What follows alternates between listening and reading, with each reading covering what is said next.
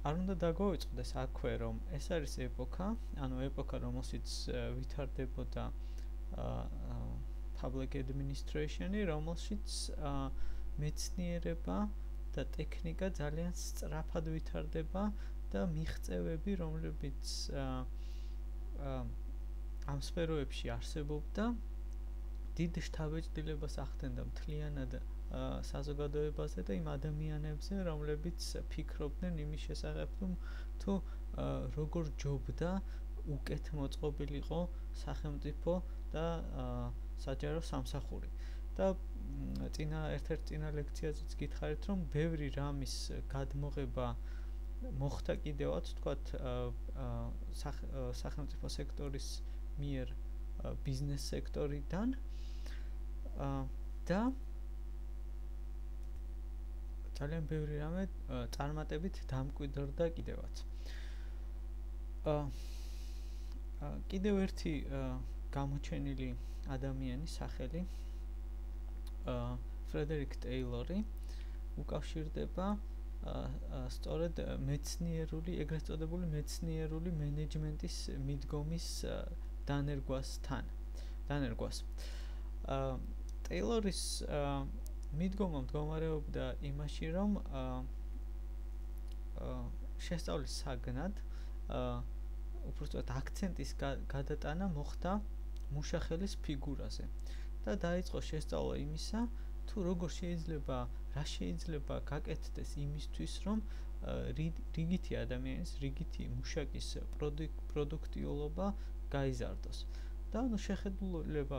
ტეილორის მდგომარეობდა იმაში, რომ თუ მოხდება სწორად საკითხის მეცნიერულად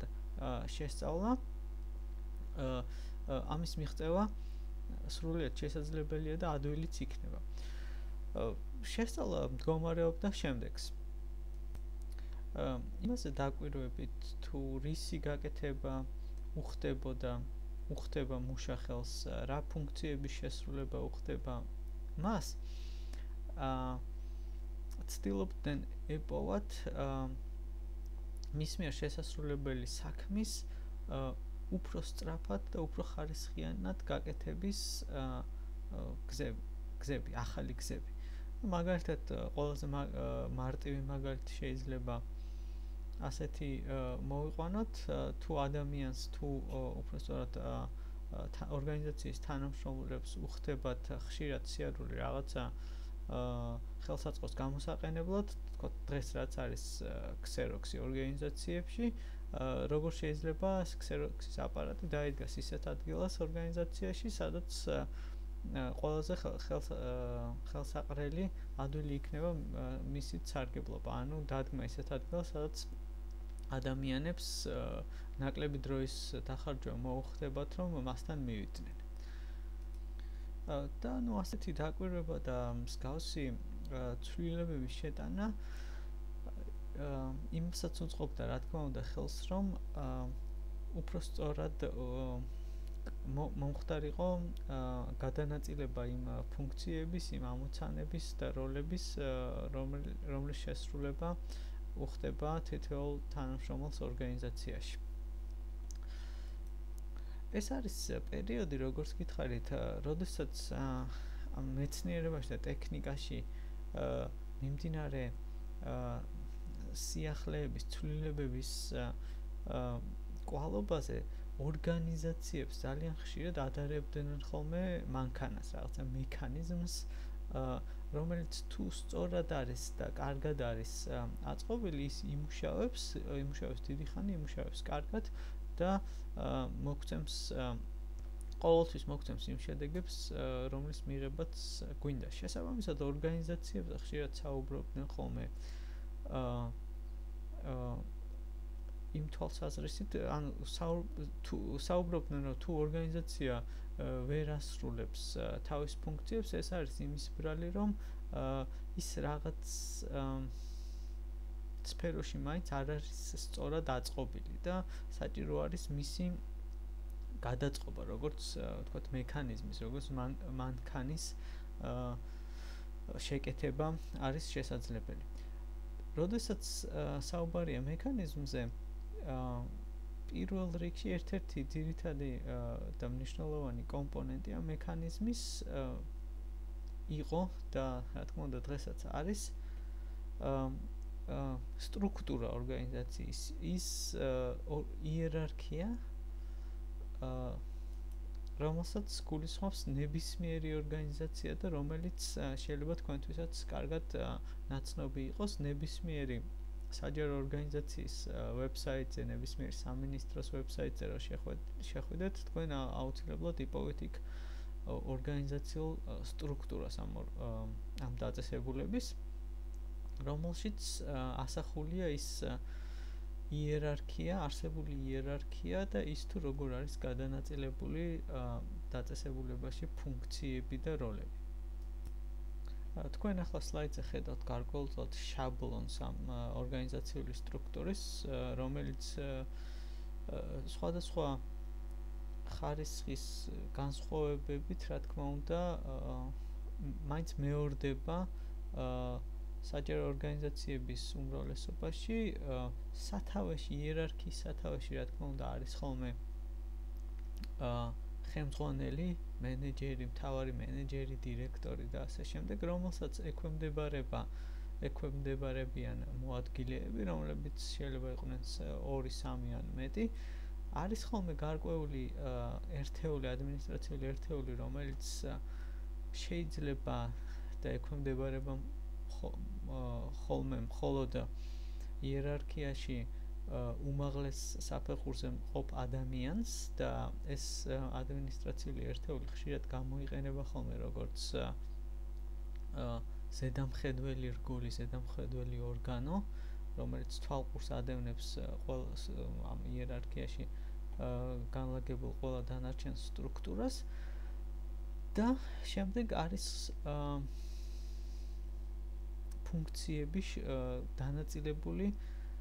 სფეროების მიხედვით სხვადასხვა ერთეულებზე, ორგანიზაციულ ერთეულებზე, როგორც არის დეპარტამენტები, განყოფილებები, ქვეგანყოფილებები და ასე შემდეგ. ეს საფეხური წარმოადგენს ხოლმე ყველაზე დაბალ საფეხურს იერარქიაში. იმის და მიხედვით თუ რამხელა ორგანიზაცია არის, რა ფუნქციები ეკისრება მას, შეიძლება ეს ეს იერარქია და ეს საჯარო დაწესებულებებში წესით ასე არის ხოლმე გაცილებით უფრო დიდი იყოს, გაცილებით უფრო მეტი ერთეული იყოს იერარქიაში და შესაბამისად ეს ვერტიკალი გაცილებით უფრო მეტს მოიცავდეს, თუმცა აქვე უნდა ითქვას ისიც, რომ ტენდენცია თანამედროვე სახელმწიფოში და თანამედროვე საჯარო ორგანიზაციებში არის ის, რომ რაც შეიძლება უფრო ჰორიზონტალური იყოს, ჰორიზონტალურ სიბრტყეზე გაიჭიმოს იერარქია, ანუ არ იყოს ბევრი ერთმანეთზე დაქვემდებარებული ერთეული და იყოს ადმინისტრაციული ერთეულები, განყოფილებები, რომლებიც თანამშრომლობენ ერთმანეთთან და რომლებიც არ არიან მკაცრ იერარქიას დაქვემდებარებული, ანუ არ არის ისე, რომ ერთ განყოფილებას ვთქვათ, ყავს ბევრი უფროსი, ეს არასასურველია, ეს ძალიან მნიშვნელოვნად აფერხებს ორგანიზაციის მუშაობას და ამის შედეგად კიდევ უფრო ბევრი ბიუროკრატია ჩნდება ორგანიზაციაში, რაც ბუნებრივი არასასურველია. ზოგადად გამოყოფენ ხოლმე ამ იერარქიაში საფეხურს, სამი საფეხურის მენეჯერებს შეიძლება ასე ითქვას. ეს არის უმაღლეს საფეხურზე მყოფი მენეჯერები, ტოპ მენეჯერები, საშუალო რგოლის მენეჯერები და მენეჯერები, რომლებსაც აქვთ ზედამხედველო ფუნქციები. სწორედ ისინი ახორციელებენ კონტროლს იმ რიგითი თანამშრომლებისა, რომლებიც არიან პრინციპში ძირითადი გამწევი ძალა, შემსრულებელი რგოლი ნებისმიერ ორგანიზაციაში და მესამე დონის სწორედ ამ მესამე დონის მენეჯერები მათგან აგროვებენ, მოიპოვებენ ინფორმაციას და შემდეგ წარუდგენენ ანგარიშს აბარებენ საშუალო დონის მენეჯერებს, რომლებიც არიან მათ ასე უწოდებენ ხოლმე მენეჯერების მენეჯერები, ანუ ისინი თვალყურს ადევნებენ იმას, რომ ის ადამიანები, რომლებიც სათავეში უდგანან სხვადასხვა ერთეულებს, ორგანიზაციულ ერთეულებს, სხვადასხვა განყოფილებებს, დეპარტამენტებს დროულად და შესაბამისად ასრულებდნენ მათზე დაკისრებულ მოვალეობებს. საშუალო რგოლის მენეჯერები უკვე თავის მხრივ არიან პასუხისმგებელნი ტოპ მენეჯერებთან, რომლებიც არიან, როგორც გითხარით, იერარქიის სათავეში და ისინი განაგებენ და აკონტროლებენ მთლიანად მთელ ორგანიზაციას. მათი ამოცანა პირველ რიგში არის მაგალითად დაგეგმა, სტრატეგიული დაგეგმა და ხედვა იმისა და გაკონტროლება იმისა, რომ ორგანიზაცია გრძელვადიან პერსპექტივაში მიდიოდეს იმ მიზნებისკენ, რომელიც აქვს დასახული. თავის მხრივ ტოპ მენეჯერები, რა თქმა უნდა, ასევე არიან პასუხისმგებლები იმ ადამიანების წინაშე, რომლის მიერ მაგალითად არიან დანიშნულები, ამაში შეიძლება იგულისხმებოდეს კანონმდებლები, სხვადასხვა არჩეული თანამდებობის პირები და პოლიტიკოსები და ასე შემდეგ და რა თქმა უნდა საზოგადოება. სწორედ ამ ადამიანებს, ტოპ მენეჯერებს უხდებათ ანგარიშგება იგივე საზოგადოების წინაშე იმის შესახებ, თუ რას აკეთებს ორგანიზაცია.